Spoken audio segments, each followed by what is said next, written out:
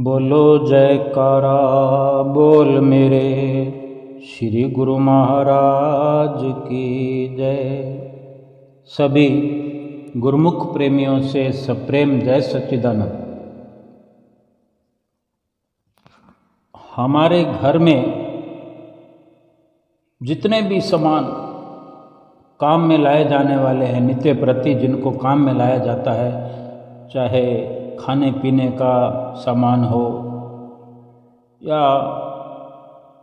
ईंधन जो रसोई गैस में जो जलाने के काम आता है, खाना बनाते वक्त चूल्हा जलाने के लिए सिलेंडर वगैरह है काम आता है। अगर गाड़ी चलाते हम, कार चलाते हम, कार ड्राइव करते हुए हमारी नज़र जो है सड़क पर तो रहती है। सड़क पर कितनी चीज़ों का, कितनी बातों का, सामने से आने वाले वाहनों का, और इधर उधर से कोई अचानक से आ जाए आगे हमारी गाड़ी के, तो एक पैनी नज़र इधर उधर पलक झपकने से पहले भी ये महसूस कर लेती है कि कुछ हो ना जाए। यानी इतनी सावधानी। और जो घर के अंदर ज़रूरत है वो समय से पूर्व कार ड्राइव करते हुए बाहर तो इतना दृष्टिपात हम करते ही हैं, इतना ज़बरदस्त अपनी नज़र और नज़रिया रखते ही हैं। कार के भीतर क्या ज़रूरत है, कार को चलाने के लिए कितना पेट्रोल या डीजल हमारी गाड़ी में है इस वक्त,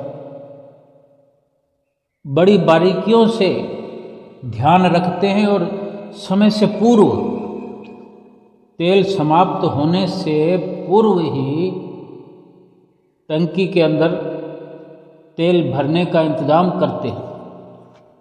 पैसे ना हो तो पैसे का इंतज़ाम करते हैं। अगर गाड़ी चलानी है तो गाड़ी भली भांति चलती रहे, मंजिल तक पहुँचे, रास्ते में रुकना ना पड़े, रास्ते में किसी लापरवाही के कारण रुक करके परेशानी में ना आ जाएं, सब ध्यान रखते हैं और पूरी व्यवस्था करते हैं। आटा ख़त्म हो जाए समय से पहले लाकर रखना पड़ता है, तभी खाना खाया जा सकता है। और घर में इतनी चीज़ें होती हैं कि अगर 4 दिन 5 दिन सब्जी ना लाएं तो इस प्रकार की सूखी सब्जियां उपलब्ध रहती हैं कि वक्त ज़रूरत पर काम लिया जा सकता है। और इस प्रकार की बहुत सारी अपनी स्वयं की विचारधारा से हम खुद सोचें, रुपया पैसा बैंक में रखने की अलग व्यवस्था हम करते हैं। जेब में पॉकेट मनी अपनी ज़रूरत के अनुसार या आदतन हमने जो एक विचार बनाया हुआ है कि इतने रुपए तो जेब में हम रखते ही होते हैं और रखते हैं। और सबको, घर में जितने भी लोगों से जुड़े हैं, सबकी ज़रूरतों का भी समय से पूर्व ख्याल रखना पड़ता है। सारी ज़रूरतों की वस्तुएं मुहैया करानी पड़ती है। इतनी बातों का हम ध्यान रखते हैं। जिस मकान में रहते हैं उस मकान के कमज़ोर होने का, मकान की ज़रूरत का वो भी ध्यान रखते हैं।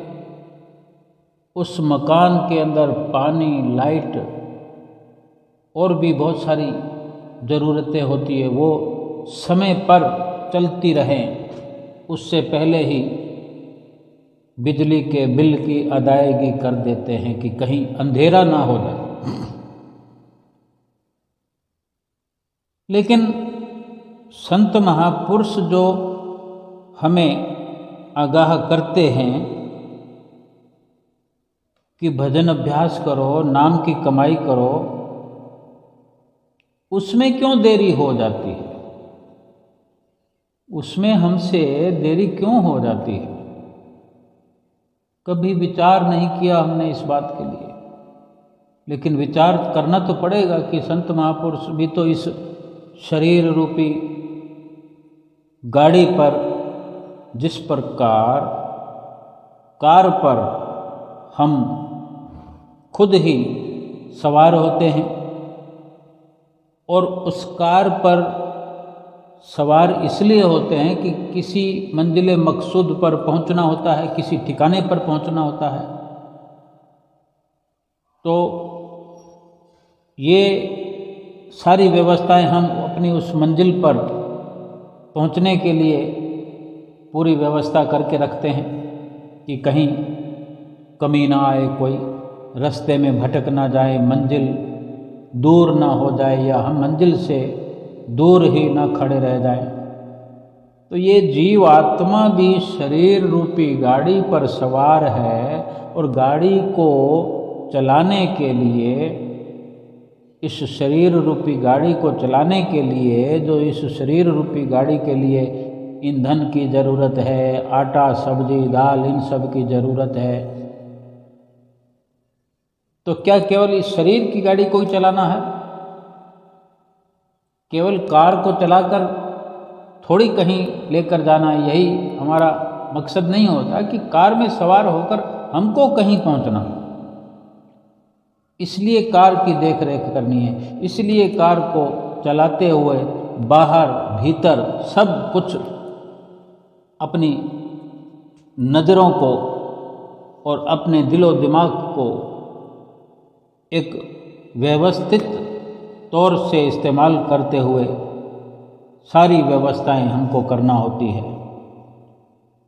इस शरीर रूपी गाड़ी को भी जो हम खाना देते हैं, पहनना देते हैं, इसको सजा धजा कर भी रखते हैं, साफ सुथरा रखते हैं, तो कुछ मकसद तो होगा। मकसद यही है, ज़रूरत यही है कि इस पर, इस शरीर रूपी गाड़ी पर जो इस शरीर रूपी गाड़ी का मालिक सवार है, जीवात्मा, उसने जिस मंजिल पर पहुंचना है, ये जीव अपनी जीवात्मा को अपने मंजिल मकसूद तक इस चलती फिरती शरीर रूपी गाड़ी, शरीर रूपी रथ, शरीर रूपी नौका को हर समय तैयार रखे और अपनी मंजिल मकसूद तक इस जीव आत्मा को पहुंचाए। वो मंजिल तो एक ही है ना, कि आत्मा अपने परमात्मा तक पहुंचने के लिए, परमात्मा के साथ एकाकार होने के लिए ही इस मनुष्य रूपी गाड़ी पर सवार है। इसमें क्यों देरी हम करते हैं?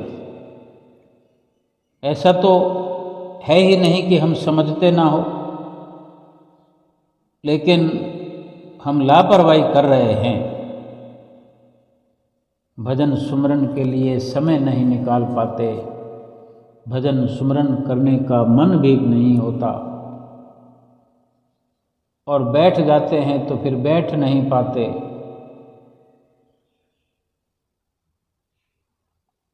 इतनी सी बात को समझने में कई जीवन लग जाते हैं। ये नहीं है कि इस जीवन में बहुत समय हो गया और समझ नहीं आई। इस जीवन की नहीं, बल्कि बहुत सारे जन्मों की बात है जो कि पूरी तरह से समझ में नहीं आई, और भी जाने कितने जन्म हम लगा देंगे, खर्च कर देंगे। ये सर्वथा एक बड़ी भारी भूल है। अगर इस प्रकार चलता रहा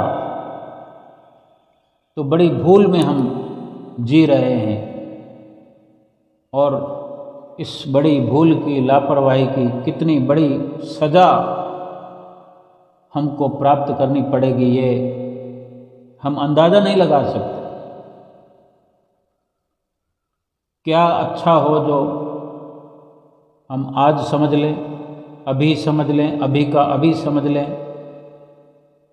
और हर जो कार्रवाई शरीर के लिए करें, हर उस कार्रवाई को करते हुए, हर शरीर की ज़रूरत पूरा करते हुए ये विचार रखें, ये सारी की सारी शरीर की ज़रूरतें इसलिए हम पूरी कर रहे हैं, ये खास मकसद के लिए इस जीवात्मा को इस शरीर के द्वारा ही परमात्मा तक पहुंचाया जा सकता है। और यही मकसद है, ये मंजिल है हमारी, परमात्मा तक पहुंचना हमारी पहली और आखिरी मंजिल है। और हम ये विचार करते रहें कि अभी तो समय पड़ा है, अभी क्या जल्दी है, बहुत वक्त पड़ा है, फिर नाम जप लिया जाएगा, भजन बंदगी कर ली जाएगी। यही सबसे बड़ा भ्रम है, इस प्रकार की सोच रखना। कभी किसी भी वक्त यही पल अंतिम हो जाएगा, आखिरी हो जाएगा, और ये मनुष्य जीवन रूपी गाड़ी जो है रुक जाएगी। फिर इसके अंदर जो भगवान ने श्वासों की जो संपदा दी है, श्वासों की पूंजी दी है, ये कितना अनमोल एक खजाना बख्श दिया है, कितनी रहमत कर दी है, कितना उपकार कर दिया है। और फिर उसी रहमत को हमने भुला दिया है, उन्हीं उपकारों को भुला दिया है, और चल पड़े हैं कंटीली झाड़ियों वाले रास्ते पर, उबड़ खाबड़ रास्तों पर। कैसे मंजिल तक पहुंचेंगे? दूर दूर तक मंजिल पर पहुंचने की कोई किरण दिखाई नहीं देती, दे भी तो कैसे? कि जब ऐसा रास्ता हमने चुन लिया है कि आगे से आगे परेशानियां लगातार बढ़ती चली जाएंगी, और किसी बड़ी खाई के अंदर हमारे शरीर रूपी गाड़ी जैसे कि श्वासों के खत्म होने पर वो अंतिम पल आ जाएगा, फिर कोई साथ देने नहीं आएगा, किसी के साथ देने से कुछ होगा नहीं, किसी भी प्रकार की व्यवस्था नहीं हो पाएगी, कुछ भी प्रयास करने पर भी, कुछ चाहने पर भी कुछ हो ना सकेगा। और अभी संत महापुरुष जो समझाया करते हैं, जो अपने मार्गदर्शन में चलाने का हमें प्रयास किया करते हैं, हम पर दया करते आए हैं और दया कर रहे हैं, हम उनकी दया को कब काम में लाएंगे? और हम इस बात को समझने का भी प्रयास अगर हम नहीं करेंगे, किसी प्रकार से भी अगर विचार किया जाए कि झूठे संसार के अंदर गुजर बसर करने के लिए 24 के 24 घंटे हम लगे हुए हैं, क्या थोड़ा बहुत समय भी हम अपने परलोक के लिए प्रयास नहीं कर सकते, कोशिश नहीं कर सकते कि हम अपना लोक परलोक संवार लें,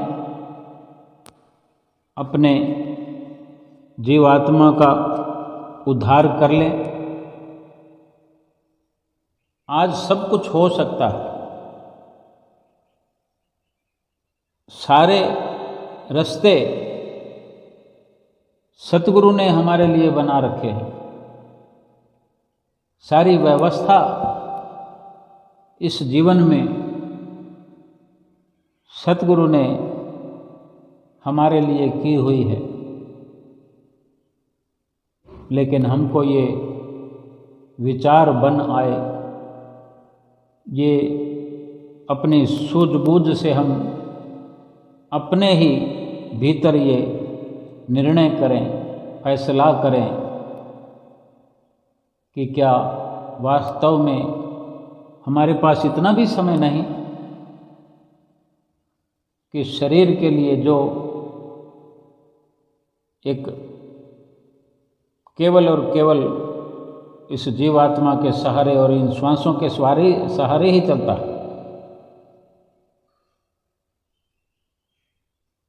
उनके लिए, जीवात्मा के लिए कुछ नहीं। और जो शरीर वास्तव में नाशवान है और जब श्वास खत्म हो जाते हैं तो वहीं का वहीं गिर जाता है, लुढ़क जाता है, इसकी कोई औकात नहीं, कोई इसका मोल नहीं। ऐसे शरीर के लिए 24 घंटे हम रात और दिन उस परमपिता परमेश्वर का नाम भुला करके, उस परमेश्वर की, उस मालिक की जिसने इतनी हम पर कृपा बरसाई और अब भी बरसा रहे हैं, उसके लिए बिल्कुल समय नहीं हमारे पास। थोड़ा तो विचार किया ही जा सकता है कि आज हम शुरुआत करें और बड़ी तेजी ले आए कि हमारा ये समय पल पल करके जा रहा है, श्वास श्वास करके घटते जा रहे हैं। एक एक श्वास करते करते हजारों श्वास रोज के रोज खत्म हो रहे हैं। 24,000 श्वास, 24,000 श्वास खत्म हो रहे हैं रोज के रोज। यानी एक प्रकार का जो पूंजी का खजाना प्रभु ने हमें दिया, उस खजाने में से 24,000 रोज का रोज घाटा हो रहा है। चाहे श्वासों का लगा लो, रुपयों का लगा लो। अगर किसी को 24,000 का रोज घाटा होता और 1 रुपये की भी कमाई ना हो, और हैं कितने हमारे पास श्वास, 24,000 के हिसाब से कितने दिन हमारे पास हैं जीवन के, ये हमें पता नहीं। हो सकता है 100 साल की उम्र हो, 200 साल की उम्र हो सकता है 50 साल की उम्र हो सकता है 49 साल तो हो चुके हैं, 1 ही साल बाकी पड़ा है। हो सकता है 1 साल भी बाकी ना पड़ा हो, उम्र हमारी कम हो, 50 से भी कम हो, या 50 से ज़्यादा हमने जी लिया हो, लेकिन अभी उम्र हमारी 1 ही श्वास की बची हुई है, मुश्किल से 1 ही श्वास हमारे पास है। फिर क्या करेंगे हम? तो सुबह से शाम यही सोचते रहते हैं ना, यही समझते रहते हैं, यही समझ में आया है हमको, और दूसरों को भी समझाने में लगे रहते हैं कि अभी तो बहुत समय पड़ा है, अभी कौन सी आफत आने वाली है, ये कोई भजन अभ्यास करने की जो उम्र है, ये कोई नाम जपने की उम्र है, अभी तो खाने कमाने के दिन है। खाने कमाने के लिए मना कभी संतों महापुरुषों ने नहीं किया। शास्त्रों में, वेदों में, वेदांगों में कहीं भी नहीं वर्णन आया कि खाओ कमाओ नहीं। खूब ज़रूरत के अनुसार खाओ पियो। पंचम पातशाही गुरु महाराज जी ने जो वचन फरमाए, खाओ पियो खुशियाँ मनाओ, पर बात न भूलो एक, श्री आरती पूजा सेवा सत्संग सुमरन दर्शन ध्यान, चाहे बाधा पड़े अनेक। यानी इतनी बाधाओं के होते हुए, यानी चाहे कितनी भी बाधाएं आए जीवन में, लेकिन ये तो असली काम है ना, उसको कैसे छोड़ा जा सकता है? और जब कोई बाधाएं हों भी नहीं, बाधाओं से हमारा जीवन अगर रहित है, खाली है, खुशहाल जीवन है, फिर तो और भी अधिक हमारी जिम्मेवारी बढ़ती है कि जब प्रभु ने इतना सुंदर जीवन दिया हो, वो हमने भरपूर खुशियों से जिया हो और जी रहे हैं। संतों महापुरुषों का कहना मानकर अपने जीवन की बागडोर उनके हाथों में देकर, उनकी रहनुमाई में चलकर अपनी जीवात्मा का भला करना जरूरी समझकर अभी से ये लगन लगा करके सत्य का संग करना चाहिए। सत्संग में आना जाना, उठना बैठना, सत्संगी बनकर रहना, सेवा में भाग लेना, दर्शनों के महत्व को समझना, दर्शनों की कितनी महानता है, सतगुरु के चरणों से जुड़ाव करना, सतगुरु का मिल जाना हमारे जीवन में, ये कितनी नेमतें, कितनी दौलतें जो परलोक में साथ देने वाली है। प्रभु ने अपने आप असीम कृपा की है, तो हमारा भी तो फर्ज बनता ही है, हमारा परम कर्तव्य बनता है। कितनी छूट हमें पंचम पातशाही गुरु महाराज जी ने अपने मुखारबिंद से फरमाया कि जो मर्जी खाओ पियो, लेकिन इन नियमों की पालना हर परिस्थिति में करनी है। तो जीवात्मा को तो यही नाम है उबारने वाला, इस भाव सागर से बेड़ा पार करने वाला है। यही नाम ही खुशहाल इस जीवात्मा को बनाएगा। उनको कितनी प्रसन्नता होती है महापुरुषों को कि हमें खबरदार करते हैं, हमसे ये उम्मीद करते हैं, हमारा ये लाभ करना चाहते हैं, हमें अपनी रहनुमाई में चला करके परलोक की खुशियां इस जीवन में देना चाहते हैं, और फिर अपने साथ परलोक ले जाना चाहते हैं। हमारी जीवात्मा को परमात्मा से मिलाना चाहते हैं, अपना असली घर दिखाना चाहते हैं जीवात्मा को। हमने इस संसार को अपना असली घर मान लिया है, यही सबसे बड़ा धोखा है। यही सबसे बड़ी गलती इस जीवन में हमसे हो रही है। अगर संतों महापुरुषों के बताए रास्ते पर नहीं चलते हैं, तो उनका कहना नहीं मानते हैं, तो अपनी जीवात्मा के बारे में नहीं सोचते हैं और अवहेलना करते हैं। सतगुरु की चरण शरण अगर हमें मिली है, ये इतनी खुश नसीबी की बात है, इतने सौभाग्य की बात है। करोड़ों अरबों खरबों कमा कर भी सकल सृष्टि का राजा बन जाए, वो भी इतना खुश नसीब नहीं कहला सकता। जिसको सतगुरु की चरण शरण मिली हो, वो इतना खुश नसीब कहलाता है। और हम संसार के अंदर खुश नसीबी ढूंढते हैं, संसार की ठोकरों में अपनी जीवात्मा को बार बार पटकते हैं, गिराने में लगे हुए हैं जीवात्मा को। ये गिरा हुआ ही तो आज इस ऊपर सीढ़ी पर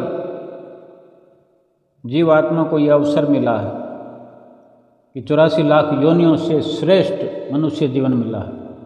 ये कितनी गिरावट से निकल कर आया है, फिर से इसको गिरावट में नहीं जाने देना चाहिए।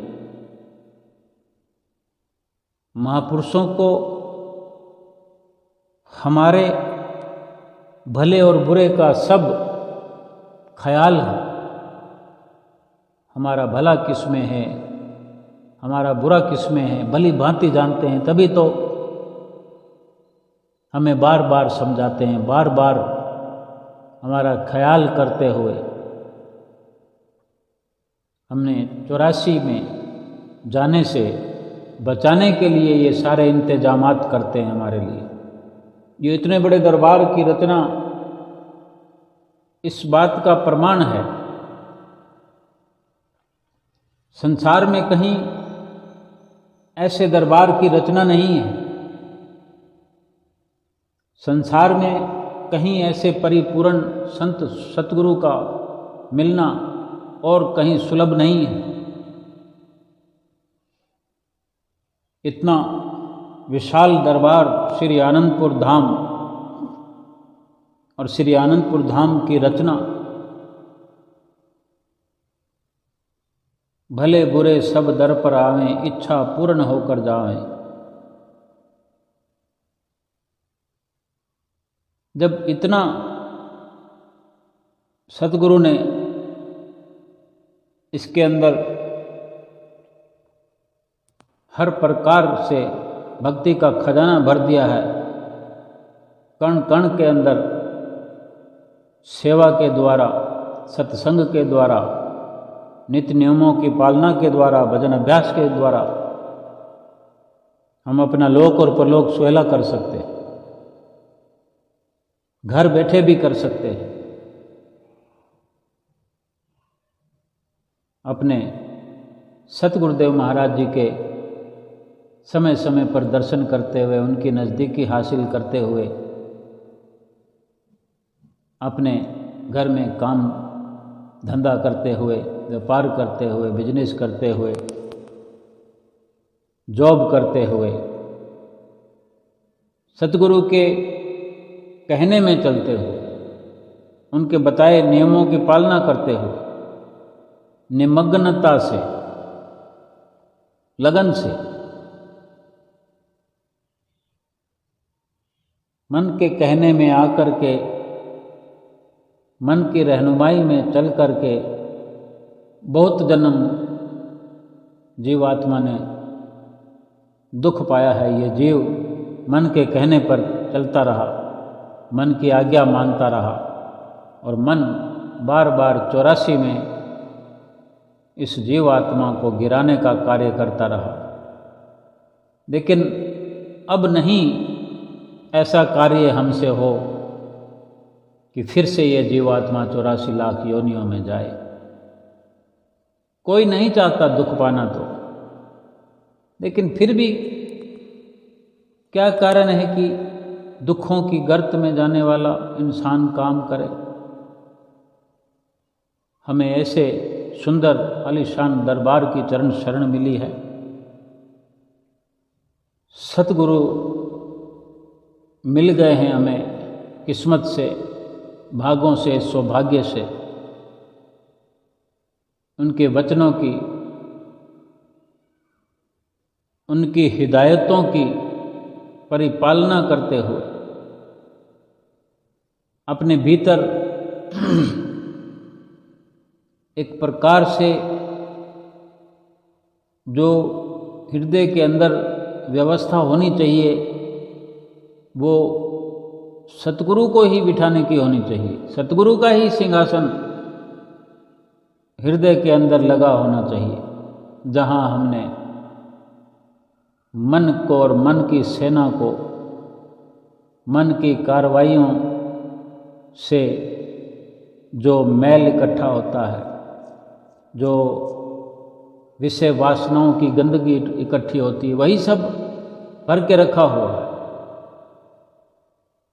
सतगुरु को क्या चाहिए? सच्चा निर्मल मन चाहिए, सच्चा पाक साफ हृदय चाहिए, तभी सतगुरु का डेरा लग सकता है, हृदय के अंदर सिंहासन बन सकता है और उस सिंहासन पर सतगुरु विराजमान हो करके हमारी अंदर की सारी दशा बदल देंगे, हमारे कर्मों का खाता पूरा का पूरा समाप्त कर देंगे। केवल मन की रहनुमाई, मन की आज्ञा मानना छोड़ करके सतगुरु की आज्ञा पर चलना होगा, इतना ही करना है। जैसा सतगुरु बताते हैं वैसा करते चले जाएं, उनकी आज्ञा की पालना करते जाएं, उनकी आज्ञा को सिरोधार्य करना चाहिए, सतगुरु को सिर पर बिठाना चाहिए।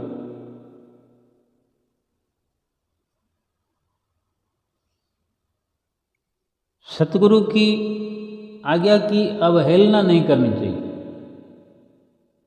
सतगुरु के वचनों का मान करते हुए, उनके वचनों की पालना करते हुए, उनके उल्लंघन नहीं होना चाहिए।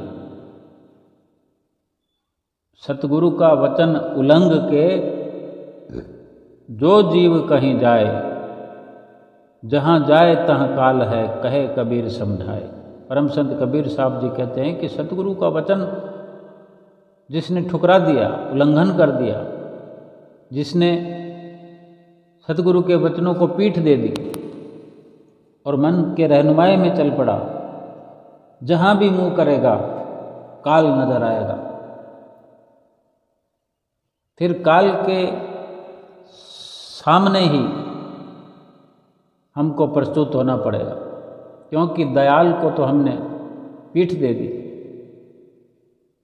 दयाल को अगर पीठ दे दी फिर काल का सामना करना पड़ेगा, और काल फिर घसीट घसीट कर लेकर जाता है, जन्म दर जन्म भटकाता है। ये जीव आत्मा फिर जन्म दर जन्म भटकती है और दुख पाती है, दुखी होती रहती है।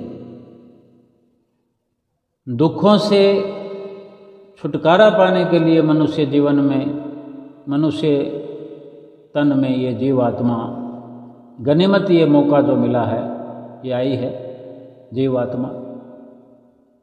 बड़े भाग्यों से, बड़े सौभाग्य से, बड़ी दया और उपकार से, सतगुरु की दया और उपकार से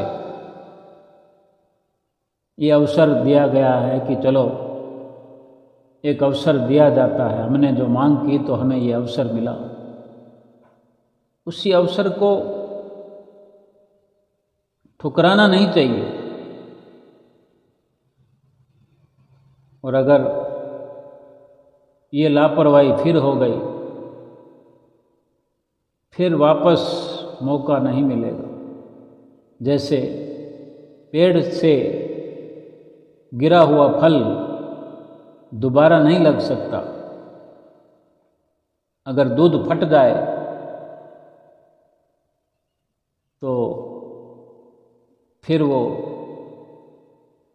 दही नहीं जमता उसको। शीशा अगर टूट जाए तो उसको कोई जोड़ नहीं सकता कारीगर। ये कुछ इस प्रकार के उदाहरण है जो पर्याप्त है समझने के लिए। और उसी प्रकार ही यह मनुष्य जीवन है कि अगर ये बाजी हम हार गए, मनुष्य जीवन हमारे हाथ से निकल गया, दोबारा मिलने का नहीं है। तो हम स्वयं अंदाज़ा लगा सकते हैं कि कितने बड़े धोखे में हम जी रहे हैं, कितने बड़े धोखे को साथ लिए हुए घूम रहे हैं कि हमारे पास अभी समय बहुत पड़ा है, जबकि एक श्वास का भी भरोसा नहीं है। एक श्वास की गारंटी नहीं है कि हमने लिया तो है लेकिन वापस छोड़ पाएंगे कि नहीं, और अगर हमने श्वास को छोड़ा है तो फिर वापस ले पाएंगे कि नहीं। कितना नीरस संसार है, फीका है, खाली खाली है, खोखला है। लेकिन हमारी ये सोच है कि ये संसार बहुत बढ़िया है, संसार मन लुभावन है, संसार मीठा है, संसार के पकवान स्वादिष्ट हैं, संसार के सब लोक लुभावन समान हैं। ये मन घड़त हमारी धारणाएं हैं, इनको बदलना पड़ेगा। संसार फीका है, कड़वा है, दुख देने वाला है। संसार की सारी रचना दुख देने वाली है, दुखी करने वाली है। इसी दुख देने वाले संसार में, इसी फीके फीके संसार में अगर सतगुरु की रहनुमाई से चलेंगे, सतगुरु के कहने में इसी संसार में अगर हम चलेंगे तो संसार वास्तव में फिर मीठा नजर आएगा, संसार सुखी नजर आएगा, संसार में चारों ओर सुख व्याप्त हो जाएगा, संसार में चारों ओर रोशनी हमें दिखेगी। लेकिन जो अभी झिलमिल नजर आती है संसार की, वो खोखली है, उसके पीछे अंधेरी खाइयां हैं, अंधेरे खड्डे हैं, बहुत गहरे ऐसे गड्ढे हैं जो फिर वापस ऊपर नहीं आ पाएंगे। केवल थोड़ी देर की ये झिलमिल होती है और फिर घुप अंधेरा ऐसा आता है कि एक कदम भी चल नहीं पाते और आगे खाई में गिर जाते हैं। अगर हमें लोक लुभावन सब कुछ नज़र आता है, ये रिश्ते सुंदर नज़र आते हैं, तो क्या कोई कह सकता है कि कहीं किसी रिश्ते में कोई सच्चाई है? इस संसार की मान बढ़ाई में कभी किसी ने कुछ पाया हो? 2 दिन, 4 दिन, 10 दिन, 20 दिन, महीना, 2 महीना संपर्क के अनुसार, मतलब के अनुसार सब याद करते हैं, फिर धीरे धीरे सब भूल जाते हैं। यही हकीकत है। क्या हम जानते नहीं हैं? सब कुछ जानते हैं, अपने मुंह से कहते हैं ये रुपया तो हाथ का मैल है, इसी मैल के पीछे लगे हुए हैं। सुंदर सुंदर भजन भी गाते हैं, गाने भी गाते हैं, तेरा तुझको अर्पण क्या लागे मेरा, ओम जय जगदीश हरे। ये शरीर भी उसका है, ये श्वास भी उसके हैं, मन भी उसका है, धन भी उसका है, उसी का उसी को सौंपने में भी हमको सोचना है। ख्याल बनता ही नहीं है कि इस असली काम को किया जाए, कर लिया जाए। बहुत समय हो गया लापरवाही में गुजार दिया, गफलत में गुजार दिया, अब शुरू कर लिया है। रोज के रोज यही विचार रहता है कि कल करेंगे, कल करेंगे, कल करेंगे, फिर कर लेंगे, अभी क्या जल्दी है।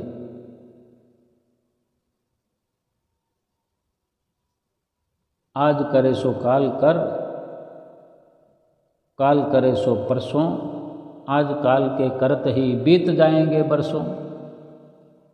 ये हम कहते हैं और इस प्रकार की हमारी ये जो चल रही है, जो हमारी देखने में जीवन धारा जो चल रही है, इसी प्रकार से चलती हुई नज़र आ रही है। इसी प्रकार से हमारा जीवन व्यतीत हो रहा है, हम कर रहे हैं।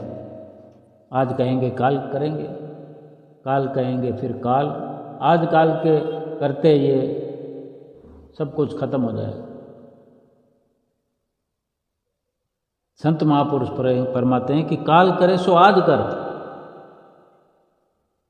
काल करे सो आज कर, आज करे सो अब, पल में परले आएगी बहुर करेगा कब। एक पल में सब कुछ विनश जाएगा और तू कब कब कब करते हुए कब करेगा? अभी कर। अगर किसी भगवान के भजन भक्ति को कल पर टालता है तो कल पर नहीं, आज कर, और आज के लिए सोच लिया है तो फिर आज का भी अभी का अभी कर। तो बस विचार तो यही हमारा श्रेष्ठ विचार बन पाएगा, श्रेष्ठ विचार कहलाएगा कि संतों महापुरुषों के वचनों को अमली जामा पहनाएं, गुरु को सिर पर राखिए, चलिए आज्ञा माही, कहे कबीर इस जीव को 3 लोक डरना ही। सतगुरु के वचनों को सिर पर रखें, सतगुरु को सिर पर बिठाएं और उनकी आज्ञा में चलें। उनके वचनों की पालना करना ही सतगुरु को सिर पर बिठाना है। उनकी आज्ञा को सिरोधार्य करना ही उनको शीश पर धारण करना है। फिर 3 लोकों में कोई डर नहीं है। जो सतगुरु की आज्ञा पर चलता है उसे 3 लोक में भी कोई डर नहीं होता, नहीं हो सकता। हम इस लोक में कितने डरे डरे हुए लगते हैं, डर डर के जीवन व्यतीत करते हैं। अपने इस डर को मिटा देवें, इस डर से उबर जावें। सतगुरु के वचनों की पालना करते हुए भजन सुमरण में सबसे पहले ये विचार करें कि भजन सुमरण की ज़रूरत है, अभी उसको करना है। बाकी सारा दिन पड़ा है संसारिक कामों के लिए, सारा दिन करना है। रात को भी जब जब देर देर तक करना है, करना ही है और करते ही हैं। लेकिन पहले इस कार्य को पहले कर लिया जाए, फिर हमारा जन्म सुहेला हो जाएगा, हमारा ये लोक सुहेला हो जाएगा, पर लोक संवर जाएगा। सतगुरु के वचन मानने से सतगुरु की प्रसन्नता प्राप्त हो जाएगी। और क्या चाहिए? संसार भर की खुशियां मिल जाएंगी।